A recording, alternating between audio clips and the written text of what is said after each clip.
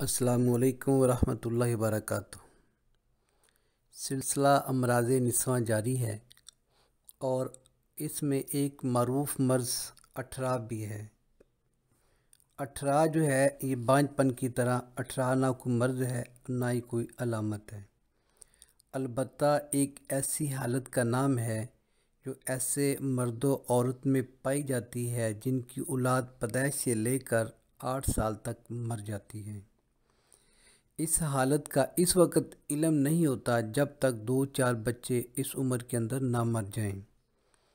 इस हालत का पता चल जाने के बाद औरत को परेशानी और गम होता है, क्योंकि औरतों को यकीन है कि इस मर्ज़ का इलाज अद्वियात से नहीं हो सकता।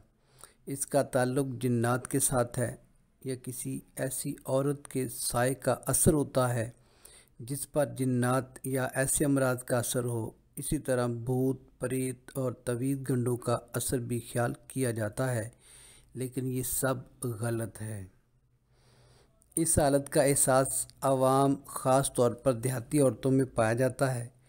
पढ़े लिखे तबके जो हैं इसको जहालत और बेइल्मी कहते हैं, लेकिन जब पढ़े लिखे ख़ानदानों में ये हालत पाई जाए तो वो ख़ुद इसको मानते हैं, बल्कि तवीज़ गंडों और पीरों फ़कीरों के पास भी जाते हैं, लेकिन ये सब कुछ बेफ़ायदा है।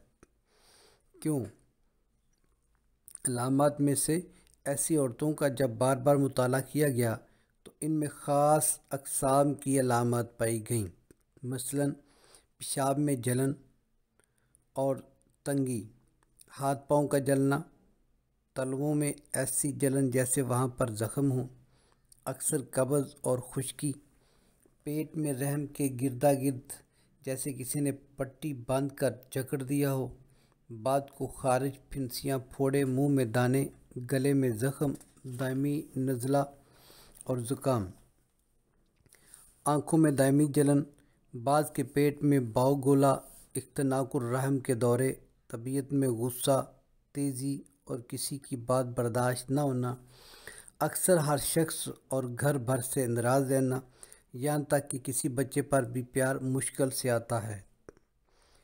बच्चे जो पैदा होते हैं अक्सर ज़ाहिरन तंदुरुस्त पैदा होते हैं, फिर रफ्ता रफ्ता सूखने लगते हैं, बाद पैदाइश के वक्त से ही मर जाते हैं। बाद बच्चों में सुजाक की अलामत भी देखी गई हैं।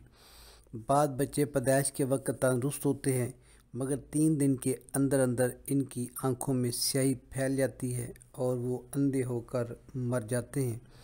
बाद बच्चे ऐसे गले सड़े होते हैं जैसे गूंदा हुआ आटा और इसमें सख्त बू आती है। भाई इनमें एक दो ख़ास बातें हैं।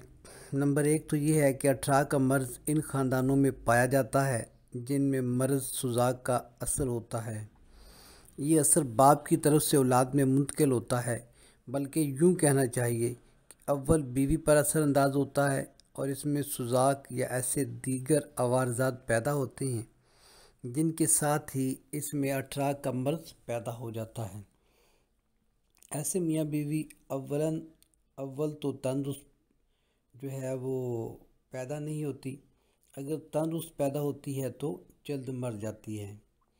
कैसे मियाँ बीवी की जो औलाद है वो तंदुरुस्त पैदा ही नहीं होती, अगर तंदुरुस्त पैदा भी हो तो वो मखसूस 7 दिन 7 महीने 7 साल के अंदर अंदर फौत हो जाती है। आम तौर पर ख्याल किया जाता है कि अठरा में औरतों के अंदर ख़राबी पाई जाती है, लेकिन हकीकत ये है कि औरतों में ये ख़राबी मर्दों की तरफ से आती है। और आपने नोट भी किया होगा कि जिस औरत को अठरा हो जाए ख़ानदान उसे हकारत और नफ़रत की नज़र से देखता है। सास जो है वो बड़ी बातें करती है, और अगर 1-2 बच्चे इस तरह मर जाएं और अठरा का शुबा हो जाए तो औरत को तलाक देने तक की नौबत आ जाती है। हालांकि तहकीकात की गहराई ये बताती है कि मर्द अठरा का असल ज़िम्मेदार मर्द का जो है वो मर्द है। ठीक है, इसलिए ऐसे मर्द में मर्दों का मुआयना भी कर लेना चाहिए और ये देख लेना चाहिए कि अठरा की हालत मर्द या इसके ख़ानदान से की तरफ से तो नहीं आई। इस सूरत में औरतों के साथ मर्दों का इलाज भी ज़रूरी है।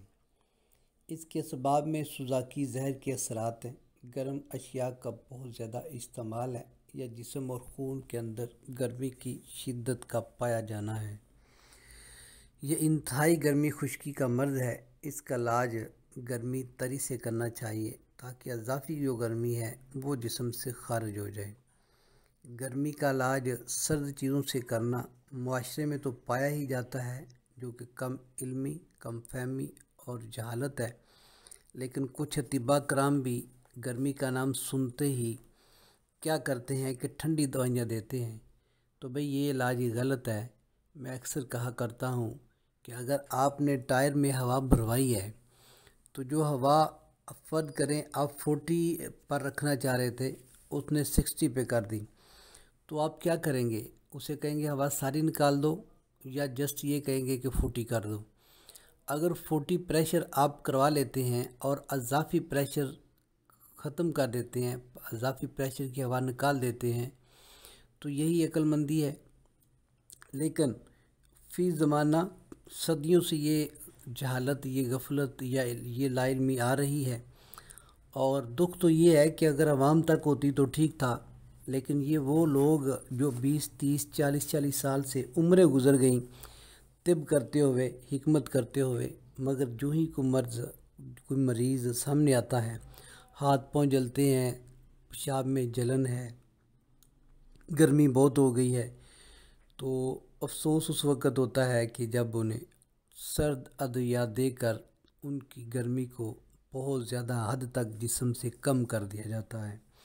تو اہل علم، اہل شعور، اہل خرد جو ہیں، انشاءاللہ میری اس گفتگو کو سمجھیں گے کہ جسم میں اگر حرارت زیادہ ہے تو حرارت جو زیادہ ہے جسٹ اسے ہی خارج کرنا چاہیے، بجائے اس کے کہ ہم ٹھنڈی ادویات سے حرارت جو جسم میں موجود اور اس کی موجودگی سے قوت اور توانائی ضروری ہے، ہم اسے بھی نکال دیں اور مریض کو بہت زیادہ مسائل کا شکار کر دیں۔ ظاہر ہے جب حرارت ایکسٹرا نکل جائے گی، پیشاب زیادہ آئے گا، جوڑوں میں درد ہوگی، بلڈ لو ہوگا، کمزوری، سستی، غفلت، نیند، نمردی تک ہو جائے گی، تو یہ انتہائی زیادہ ظلم ہوگا مریض کے ساتھ۔ تو یہاں بھی ہم نے گرمی کی شدت کی علامات کو کم کرنا ہے، فوراً ٹھنڈی ادویات کی طرف نہیں جانا۔ تو آپ اس مریضہ کو جسے اٹھرا ہے، خالی پیٹ معجون حمل امبری 5 گرام ہمرا دودھ 1 کپ دیں، ٹھیک ہے، اور صبح و شام حب 18 1 گولی اور حب مصفی 1 گولی دیں۔ حب 18 کیا ہے؟ سرما سیاہ، جو ہم آنکھوں میں ڈالنے کے لیے استعمال کرتے ہیں، سرما سیاہ اور ریٹھے کا چھلکا، یہ برابر وزن لینے ہیں، اور مونگ کے دانے برابر اس کی گولیاں بنا لینی ہیں۔ اور حب مصفی کیا ہے؟ رسوند مصفہ اور رب دماسا، یہ برابر وزن لیں اور ان کی گولیاں بنا لیں، رسوند مصفہ اور رب دماسا۔ اس سے انشاءاللہ اضافی گرمی خارج ہوگی، اور جو اٹھرا ہے، سوزاک جو ہے اور اٹھرا کی علامات ہیں، انشاءاللہ اللہ کے فضل و کرم سے یہ بھی کم ہوں گی۔ اس کے ساتھ غذائی چارٹ نمبر 5 رکھیں، وہ میری ابتدائی ویڈیو میں موجود ہے، وہاں سے آپ غذائی چارٹ نمبر 5 دیکھ لیں، وہ استعمال کریں اور انشاءاللہ اس مرض سے نجات پائیں۔ اگر آپ نیو ہیں، ابھی چینل کو سبسکرائب نہیں کیا تو کر دیں تاکہ میری ہر آنے والی ویڈیو آپ کو ملتی رہے۔ بیل آئیکن کو پریس کر دیں، اس سے فائدہ یہ ہوگا کہ آپ کو نوٹیفیکیشن بھی آ جائے گا جب نئی ویڈیوز اپلوڈڈ ہوں گی انشاءاللہ۔ اللہ ہم سب کا حامی و ناصر ہو، سب کو صحت مند اور تندرست اور توانا رکھے۔ اللہ حافظ۔